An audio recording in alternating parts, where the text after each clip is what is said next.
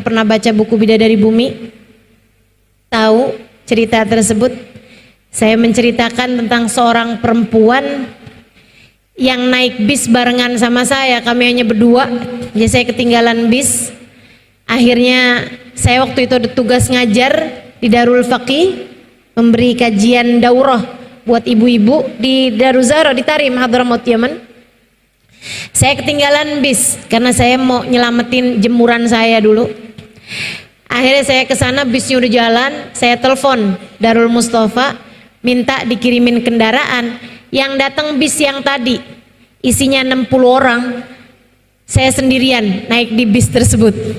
Kan udah kosong, udah pada berangkat semua. Di tengah jalan ada perempuan berhentiin mobil, berhentiin bis tersebut, dia pun masuk. Seneng banget saya, ada temennya. Saya pun menyapa beliau, saya bilang assalamualaikum warahmatullahi wabarakatuh hababa. Waalaikumsalam warahmatullahi wabarakatuh ya bunai, la ilaha illallah, la ilaha illallah, la ilaha illallah, la ilaha illallah. Saya sebenarnya kepengen ngajakin ngobrol tapi lisannya sibuk berzikir, la ilaha illallah, la ilaha illallah, la ilaha illallah, la ilaha illallah. Jadi saya nggak mau ganggu. Dia duduk di bangku depan deketnya pintu itu, saya duduk di belakangnya. Bis pun melaju dengan kencang. Tiba-tiba lagi bis kenceng, ada anak lari lewat di jalanan, nyebrang jalanan. Bisnya takut nabrak tuh anak, dia ngerem dengan sangat mendadak, membuat saya, waktu itu saya kurus, teman-teman saya sekalian, itu saya kepegangan sama itunya, sama pegangan depan itu aja kepala saya tuh terbentur sama bangku yang di depan saya. Sementara si ibu dua di depan saya itu, maksud seorang ibu yang ada di dua baris depan saya terjungkal, teman-teman saya sekalian, terjungkal, kepalanya terbanting, kemudian dia jatuh di tangganya bis tersebut itu. Dia kayaknya mau mempertahankan diri gitu ya, dia pegangannya bis tuh, ada tuh pegangan pintunya tuh, ternyata pegangannya itu ada besi yang menonjol sehingga masuk ke tangannya, berdarah-darah, dia lepaskan lagi, kebanting lagi. Ketika mobil berhenti, bis tersebut berhenti, perempuan tersebut dengan darah-darah di badannya karena berdarah-darah tangannya, pas ada di depan saya perempuan tersebut dengan mulut yang tersenyum dengan pandangan bahagia. Dia bilang alhamdulillah, makasih ya Allah, engkau begitu baik dan dermawan. Saya pas lihat dia senyum terus ngomong gitu, jangan-jangan ada yang kena sarafnya nih. Ada orang kesakitan kayak begitu, mestinya badannya pasti ngilu-ngilu, sakit-sakit, kebentur-bentur berkali-kali, teman-teman. Dan dia senyum lebar dengan dia bilang alhamdulillah, makasih ya Allah, makasih ya Allah, engkau begitu baik pada hamba-hambamu. Saya tanya dia, kaif halak Hubabah, bagaimana kabarmu Hubabah? Dan dia bilang alhamdulillah, alhamdulillah, alhamdulillah, Rabbuna Karim, Allah Tuhan kita baik banget ya nak ya. Saya heran, dia nggak bilang ya udah sabar ya nak, nggak apa-apa kok misalnya gitu, enggak. Dia bilang alhamdulillah, Rabbuna Karim, Tuhan kita baik banget ya nak ya. Saya bilang baik gimana menurutmu? Dia bilang, nak, kamu nggak pernah baca hadisnya Nabi, innallaha idza ahabba abdan ibtalah. Allah apabila cinta kepada seorang hamba, Allah menguji hamba tersebut, dibuat sakit hamba tersebut, dibuat susah hamba tersebut karena Allah sangat mencintainya. Kita barusan dicinta sama Allah, makanya Allah ngasih kita sakit kayak gitu tadi. Alhamdulillah, makasih ya Allah, makasih ya Allah, makasih ya Allah.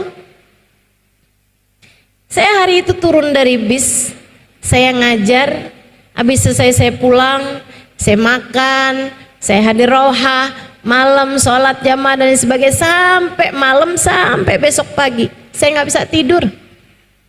Saya malu, saya menangis panjang malam, malu kepada Allah Subhanahu wa Ta'ala. Ya Allah, ada hamba-hambamu di atas muka bumi ini yang mengerti mensyukuri sakit sebagaimana orang lain mensyukuri sehat.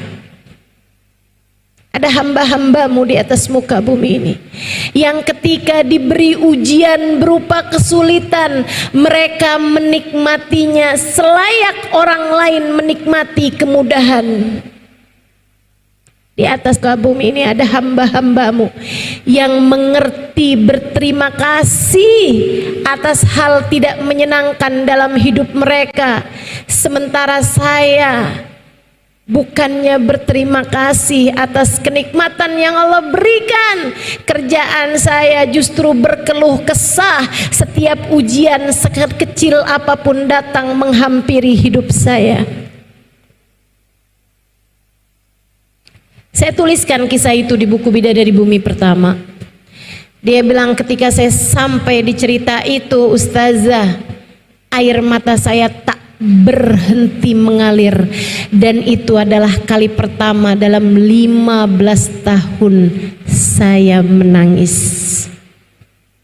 Sebelum-sebelumnya saya rasa air mata saya kering, hati saya begitu hampa.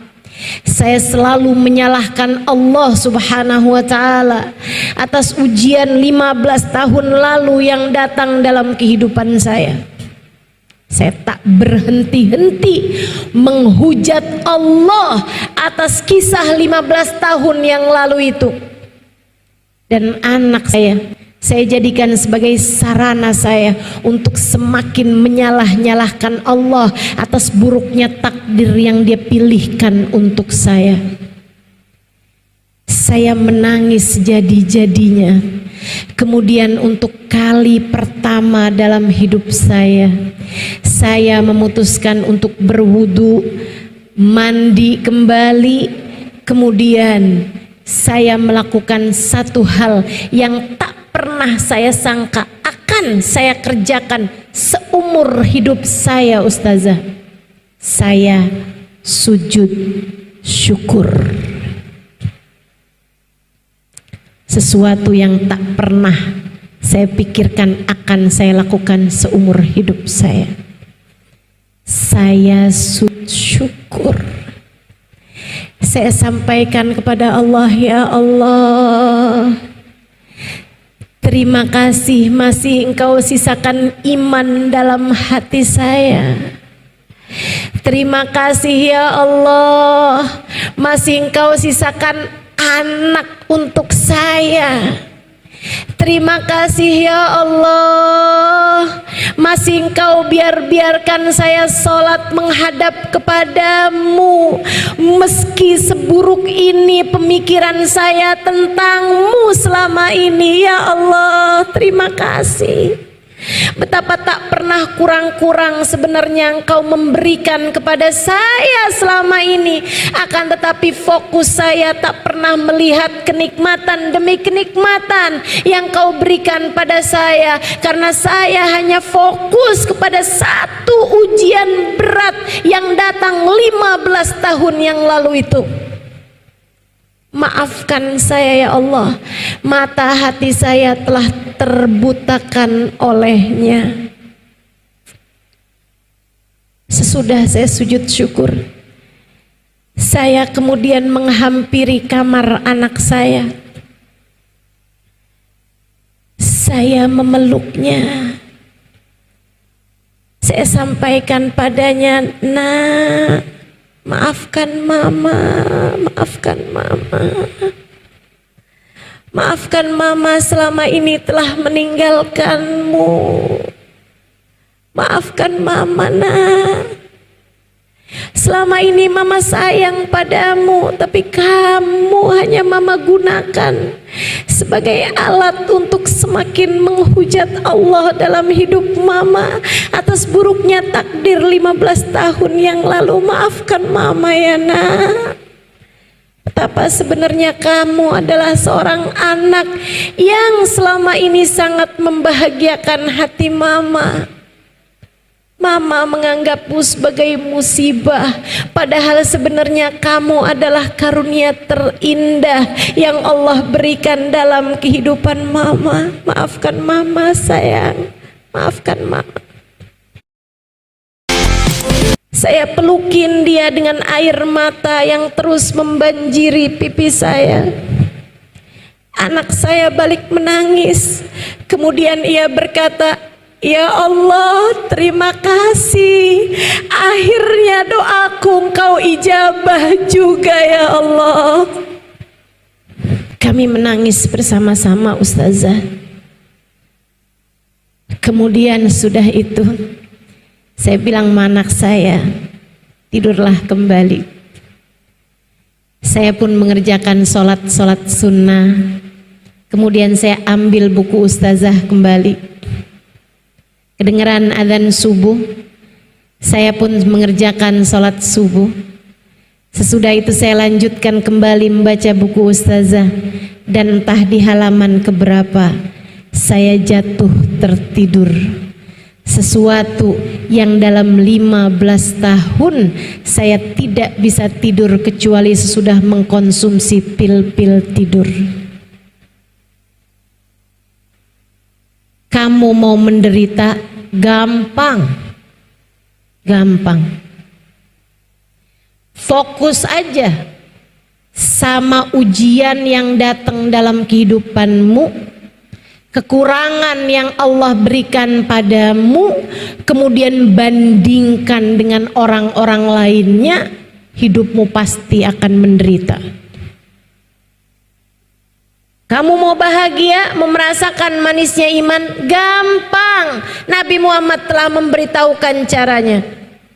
Man radhiya billahi robba, ridholah dengan apapun yang datang dalam kehidupanmu. Ingat teman-teman saudari sekalian, tak ada siapapun punya kehidupan yang ideal. Hidup di dunia ini tak pernah ideal untuk siapapun. Kalau enggak diuji sama keluarga, nanti diuji sama suami. Suami baik, ujiannya datang dari mertua. Mertua baik, ujiannya datang dari ipar. Ipar semua orang baik, ujiannya datang dari kemiskinan. Kemiskinan enggak juga, ujiannya datang dari sakit. Semua orang pasti diuji, karena memang dunia ini bukan tempat sebagai kita kembali. Dunia hanyalah persinggahan, semoga menuju surga.